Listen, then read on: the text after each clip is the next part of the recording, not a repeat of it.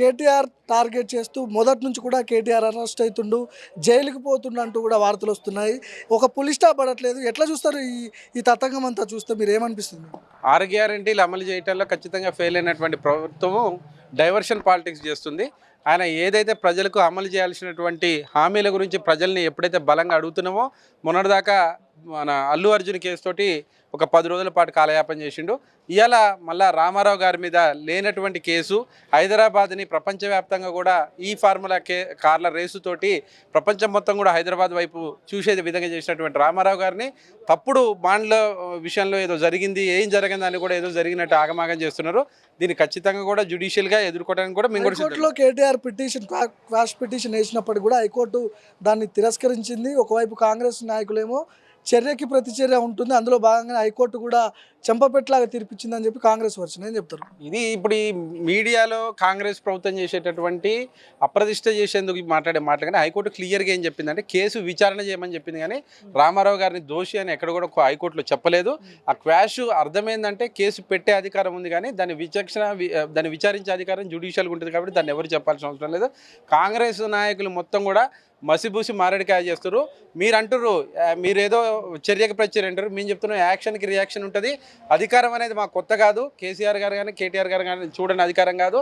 త్వరలోనే మళ్ళీ ప్రజలు మాకు అధికారం వస్తారు. మీరు కూడా జాగ్రత్తగా ఉండాలి, జాగ్రత్తగా చేయాలి. ఏ పని చేసినా మీలాగా మూటలు మోసుకుంటూ మీ ముఖ్యమంత్రిలాగా ప్రత్యక్షంగా డైరెక్ట్ క్యాష్ బ్యాగులు పట్టుకుని మోసుకుపోయి దొరికినటువంటి చరిత్ర వాళ్ళది కాదు. కేసీఆర్ గారి కుటుంబానికి కానీ కేసీఆర్ గారి నాయకత్వంలో పనిచేసిన వాళ్ళకి కానీ ఇటువంటి అవినీతికి పాల్పడాల్సినటువంటి అవసరం కూడా లేదు. హెచ్ఎండిఏ అనుమతుల్ని ఉల్లంఘించి 10 కోట్ల రూపాయల కంటే ఇక్కడ నిధులు పంపించాలంటే ఖచ్చితంగా ఆర్థిక శాఖ అనుమతి తీసుకోవాలి, ఆ నిబంధనలను ఉల్లంఘించారు అని చెప్పేసి పెద్ద ఎత్తున మాట్లాడుతున్నారు. ఇది కాంగ్రెస్ బీజేపీ ములాఖతై కుమ్మక్కైపై చేస్తున్నటువంటి అభియోగాలు ఇవి. ప్రధానంగా ఇప్పుడు చూసినట్టయితే కేబినెట్ తీర్మానం లేదని అంటుర్రు. మరి లిక్కర్ సిండికేట్ కేసు విషయంలో కేబినెట్ తీసుకున్నటువంటి ఢిల్లీ ప్రభుత్వంలో కూడా కవితక్క పైన అక్రమ కేసు పెట్టినటువంటి చరిత్ర ఇప్పుడు నడుస్తుంది. హెచ్ఎండిఏ అనుమతి అవసరం లేదంటారా? ఆర్థిక శాఖ అనుమతి అవసరం లేదంటారు? కొన్ని మంత్రికి ఉన్నటువంటి విచక్షణ అధికారాల మీద ఖచ్చితంగా కూడా ఫార్ములా రేస్ వల్ల హైదరాబాద్ ఖ్యాతి పెరిగే క్రమంలో హెచ్ఎండి అయినా మంత్రికున్న విచక్షణ అధికారాల మీద చేసింది తప్పించి ఇప్పుడు క్లియర్గా డబ్బులు ఇచ్చినని ఫార్ములా రేస్కి రామారావు గారు చెప్తున్నారు. తీసుకున్నామని కూడా కంపెనీ చెప్తుంది. పౌండ్ల రూపంలో డబ్బులు ఇచ్చారని చెప్పి చెప్తున్నారు. పౌండ్ల రూపంలో అంటే ఇండియన్ కరెన్సీ కాకుండా పౌండ్ల రూపంలో ఇచ్చారని. అది ప్రపంచవ్యాప్తంగా పేరు మోసిన కంపెనీ ఏ రూపంలో నగదు చెల్లించమని అడిగితే ఆ రూపంలో నగదు చెల్లించాల్సినటువంటి బాధ్యత అప్పుడు ఉన్నటువంటి మంత్రిగా ఆయన తీసుకున్నాడు. అది ఏ రూపంలో తీసుకున్నా ప్రభుత్వానికి 70 కోట్ల లాభం వచ్చింది, ఇచ్చినటువంటి కంపెనీకి నష్టం జరిగింది. తీసుకున్నామని వాళ్ళు చెప్తున్నారు, ఇచ్చినామని ఇక్కడ చెప్తున్నప్పుడు కేసు ఏముందనేది మేము ప్రధానంగా ప్రశ్నిస్తున్నాం. చాలాసార్లు కేటీఆర్ ప్రెస్ మీట్ పెట్టి మొదట్లో పెట్టినప్పుడు అన్నిటికీ బాధ్యుని నేనే, అంటే నేనే చూసుకున్నా, నేనే అనుమతులు చెప్పినప్పటికీ మొన్న హైకోర్టులో పిటిషన్ వేసినప్పుడు నాకు సంబంధం లేదు, అధికారులు వాళ్ళదే బాధ్యత అని చెప్పి నెట్టేసే ప్రయత్నం జరుగుతుందని కూడా ఒక చర్చ వచ్చింది. 100% రామారావు గారు సంతకాలు పెట్టింది నేనే, ఈ ఫార్ములా రేస్ కోసము కొంత రిస్క్ తీసుకున్నది కూడా నేనే అని చెప్తుండు. దానివల్ల ఎక్కడ నష్టం జరగలేదు. 70 కోట్ల రూపాయలు ప్రభుత్వానికి అధికారికంగా లాభం వచ్చింది. ప్రపంచవ్యాప్తంగా హైదరాబాద్ ప్రఖ్యాతి పెరిగింది. బ్యాటరీ కార్లకు సంబంధించి ఏదైతే ఈ ఫార్ములా రేసు ప్రపంచంలో పెద్ద నగరాల్లో జరిగేటటువంటి ఈ రేసుని హైదరాబాద్ తీసుకురావడానికి చేయడం జరిగింది. దాదాపు దానికి ఆదాయం రూపాయలు 700 కోట్ల రూపాయలు కూడా రావడం జరిగింది. ఇదంతా అధికారికంగా అఫీషియల్గా చేసిన పనికి కూడా దొంగ కేసులు అని చెప్పేసి దొంగది గాయించి ఆయన ఏదైతే ఓటుకు నోటు కేసులో లోపల పెట్టినందుకు ప్రతీకార కక్షగా ఈ ప్రజలు చేస్తున్నారు. కానీ ప్రజలు సహించే పరిస్థితి అంతా ఒక సీరియల్ ఎపిసోడ్ లాగా నడుస్తుంది, కానీ ఒక పులి స్టాప్ పడట్లేదు. కేటీఆర్ అరెస్ట్ అంటున్నారు, జైలు అంటున్నారు, చర్యకి ప్రతిచర్య ఉంటుంది, అందులో భాగంగానే ఇదంతా జరుగుతుందని చెప్తున్నారు. ఎట్లా ఎదుర్కొంటుంది బీఆర్ఎస్ పార్టీకి ఇలాంటివి కొత్త కాదు. కేసీఆర్ గారు పార్టీ పెట్టినప్పటి నుంచి కూడా ఇలాంటివి ఎన్నో చూసుకుంటూ వచ్చిండు. ఉమ్మడి ఆంధ్రప్రదేశ్లో రాజకీయ ప్రత్యర్థులు చాలా బలమైన ఉన్నప్పుడే ఆయన ఎప్పుడు వెనక్కి తగ్గలేదు. ఇవాళ కాంగ్రెస్ పార్టీలో ఒక పనికిరాని ఓటుకు నోటు దొంగ ఒక కేసు పెడతారంటే భయపడే బ్లడ్ కాదు అది. ఖచ్చితంగా కూడా బీఆర్ఎస్ పార్టీ, బీఆర్ఎస్ నాయకత్వం మొత్తం కూడా విద్యార్థులు, యువజన సంఘాలన్నీ కూడా ఎదుర్కొంటాం. ఈ కేసుతో ఎక్కువ రోజులు కూడా ఏం ఉంచలేవుడు ఆయన ఎన్ని రోజులైతే జైల్లో ఉంచిండో దానికి ఒక్క రోజన్నా రామారావు గారిని ఎక్కువ రోజు పెట్టాలని చూస్తుంది. కానీ ప్రజలు ఇది అక్రమ కేసు అనేది ప్రజలకు అర్థమైపోయింది. ఆయన జైల్లో ఉన్నా ఈడ ఉన్నా 6 గ్యారెంటీల అమలుపైన మాత్రం రేవంత్ రెడ్డిని నిద్రపోనీకుండా చేస్తాం ఖచ్చితంగా. బీఆర్ఎస్ నుంచి విజయ్ గారు ఉన్నారు, విజయ్ గారు అరెస్ట్ అంటున్నారు. మీ బీఆర్ఎస్ తరఫున మీరేం చెప్పదలుచుకున్నారు? అరెస్ట్ చేస్తే ఒకవేళ రాష్ట్ర వ్యాప్తంగా ఏమన్నా నిరసనలు ఉంటాయా? మీరు ఎట్లా ప్రతిఘటిస్తారు దీన్ని? ఇప్పుడు రామారావు గారిని కావాల్సుకొని చేస్తున్న కుట్రల్లో భాగమే ఇది. అంటే ఈ పాలిటిక్స్లో ఏమైపోయిందంటే ఆయనకు రాజకీయ అనుభవము ఒక ఒక ముఖ్యమంత్రి హోదా ఎట్లుండాలి అనేది అవగాహన లేనిగా చేస్తున్నా అన్ఎక్స్పెక్టెడ్గా జనము పట్టం కట్టారు. కాబట్టి తనకు ఏం చేయాలి, ఒక సిస్టము ప్రభు 6 గ్యారెంటీలు అమలు చేయాలని కేటీ రామారావు గారు అంటున్నారు. కాబట్టి ఇలా అడుగుతుర్రు, కాబట్టి నిలదీస్తురు, కాబట్టి ప్రజలకు పోతురు, కాబట్టి ప్రజలను అవేర్నెస్ తెస్తురు, కాబట్టి అది ఓర్వలేనితనంగా ఆయనే గతంలో ఓటుకు నోటు దొంగతనంగా దొరికిండు. కాబట్టి ఆ దొరికినందుకు మాత్రమే కక్ష సాధింప చర్యగానే ఈ చర్య చేస్తుండు. ఇలా మొత్తం రాష్ట్ర ప్రజలను పట్టించుకోవాలి ఆయన, రాష్ట్ర ప్రయోజనాల గురించి మాట్లాడాలి ఆయన. రాష్ట్రంలో ఎక్కడ ఏమున్నది, ఏం చేయాలి, డెవలప్మెంటు గత 10 ఏళ్లలో ఏం జరిగింది, అంతకంటే ఎక్కువ రెట్టింపు చేయాలనే దాని మీద మరి ముఖ్యమంత్రి రేవంత్ రెడ్డి గారు పోవాలా. దాన్ని వదిలిపెట్టి ఏమైనా కేసీఆర్ రావాలి అసెంబ్లీకి, కేటీఆర్ జైలుకి పంపాలి, కవితక్కని అడ్డు పంపాలి, హరీష్ రావుని ఇట్లా చేయాలి, ఇది తప్ప ఆయనకు వేరే సోయి లేదు.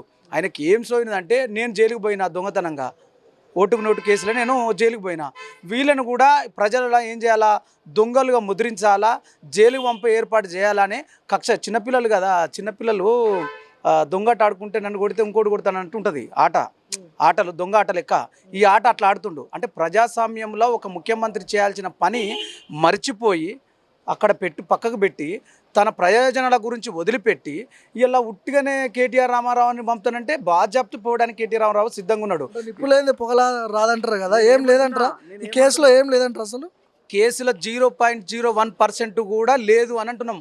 ఇలా ఆయన ఎట్లా కడిగిన ముత్యం లెక్క పోయేస్తాడు, కడిగిన ముత్యం లెక్క ఉంటాడు ఆయన, పోయేస్తాడు, ఇబ్బంది లేదు. ఆయన ఏం భయపడేది లేదు ఎవరికి. ఆయన ఇప్పుడు రేవంత్ రెడ్డి చప్పుడుకు భయానికి ప్రభుత్వానికి భయపడే సవాలే లేదు. వెరీ క్లియర్గా పోవడానికి, కేటీఆర్ పోవడానికి సిద్ధంగా ఉన్నాడు. కడిగిన ముత్యం లెక్క బయటకు వస్తాడు. ఇది అంత ఫేక్ న్యూస్. ప్రజలకు డైవర్షన్ చేయడానికి 6 గ్యారెంటీలు అమలు చేయకపోగా ప్రజలను డైవర్ట్ చేసి స్థానిక ఎలక్షన్లకు పోవడానికి, స్థానిక ఎలక్షన్లకు పోతే ఈయన జైలు పంపిపోతే జనాలంతా ఈ వైపున చూస్తారని చెప్పి ఎక్స్పెక్ట్ చేస్తుండు. అదంతా జనానికి తెలుసు. జనం ఏం చేయాలి, ఎట్లా చేయాలి అని చాలా తెలివికల్లో ఏం చేయాలో జనం అంతా చూస్తుర్రు. కేటీ రామారావు తిరిగి కడిగిన ముత్యంలో బయటకు వచ్చిన సంగతి గుర్తుపెట్టుకోవాలి. జై కేసీఆర్, జై కేటీఆర్. లీగల్ సెల్ నుంచి ఉన్నారు కొంతమంది, ఎట్లా చూస్తారు ఈ కేసుని? ముఖ్యంగా చాలా రోజుల నుంచి కూడా ఎపిసోడ్ లాగా ఉంది, కానీ ఒక ఇది అయితే లేదు. కేసులో అసలు ఎంతవరకు నిజం ఉంది, ఏం చేయబోతున్నారు? కేసులో నిజం అనేది అబద్ధం. అది ఎందుకంటే కేవలం కేటీఆర్ మీద, కేసీఆర్ ఫ్యామిలీ మీద ఒక కక్ష సాధింపుతో జరుగుతున్నటువంటి చర్యలు మాత్రమే ఇవి. ఎందుకంటే ముందట స్థానిక ఎలక్షన్లు ఉన్నాయి. కేటీఆర్ గారు, కేసీఆర్ గారు, హరీష్ రావు గారు, మన కవితక్క గారు వీళ్ళంతా బయట ఉంటే మనం ఏం గెలవలేము. గవర్నమెంట్ వచ్చి సంవత్సరమైన అభివృద్ధి అనేది శూన్యం ఉంది. కాబట్టి మనం సమాధానం చెప్పలేకపోతే మన ఒకే ఒక ఉద్దేశంతో కక్ష సాధింపు చర్యగా కేటీఆర్ను లోపలేస్తే సగం బలం పోతుంది అని అనుకుంటున్నాడు. కానీ సగం బలం పోదు. బాలు గోడ కొడితే అది ఎంత స్పీడ్తో రివర్స్ వస్తుందో అంతే స్పీడ్గా రియాక్షన్ ఇట్లా ఉంటుంది. దీన్ని ఖచ్చితంగా రియాక్షన్ ఇట్లా ఇక్కడ ఉన్న కార్యకర్తలు ఇట్లా కేటీఆర్ కనుక లోపలికి పోతే తెలంగాణ మొత్తం అగ్నిగుండం అవడం గ్యారంటీ.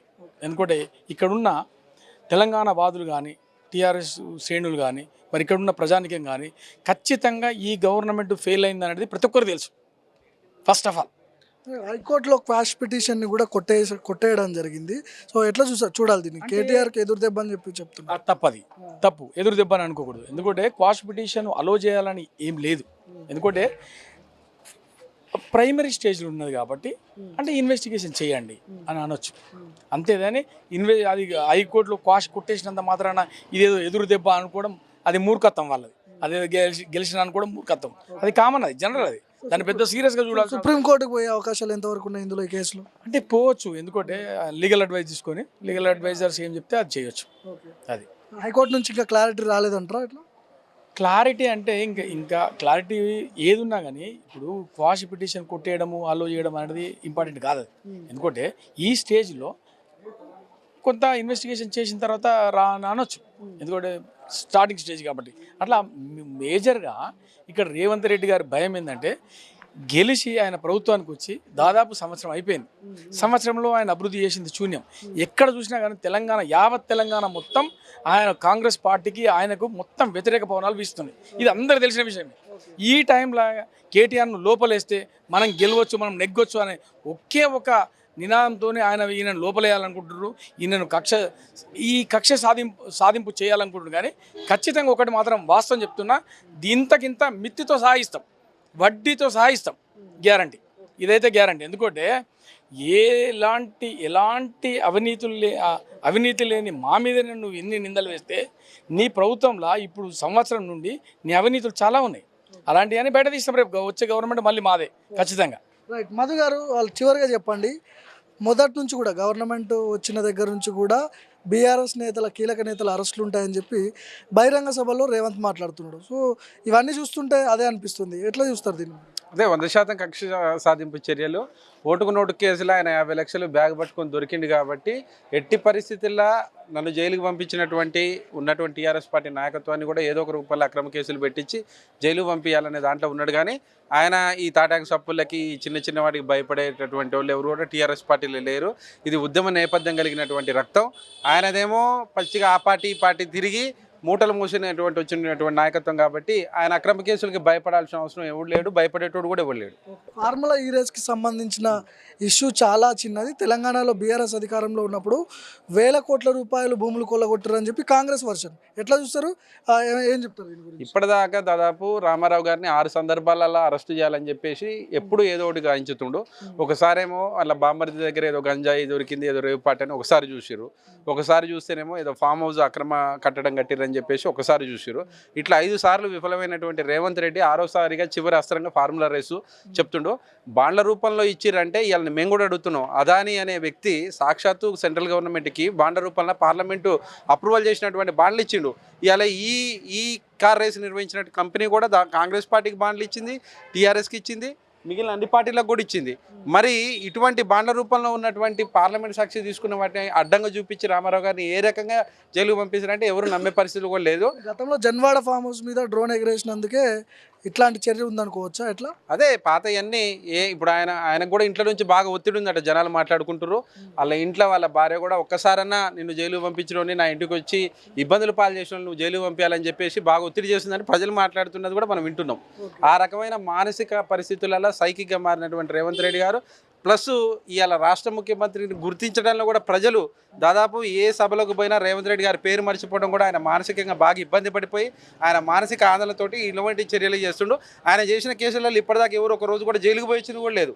అభియోగం చెప్తుండు, హైప్ చేస్తుండు, అటెన్షన్ మొత్తం ఆయన వైపు తిప్పుతుండు. కానీ ఇంతవరకు బీఆర్ఎస్ పార్టీలో ఎవరు కూడా ప్రాపర్గా జైలుకు పంపించేంత కెపాసిటీ కూడా లేదు. ఒకవేళ మీరు అధికారంలోకి వస్తే ఇట్లాంటి చర్యలు మళ్ళీ కొనసాగుతాయంటారా? చర్యకి చేయాల్సిన అవసరం లేదు. ఆయనకు ఓటుకు నోట్లనే శిక్ష పడుతుంది.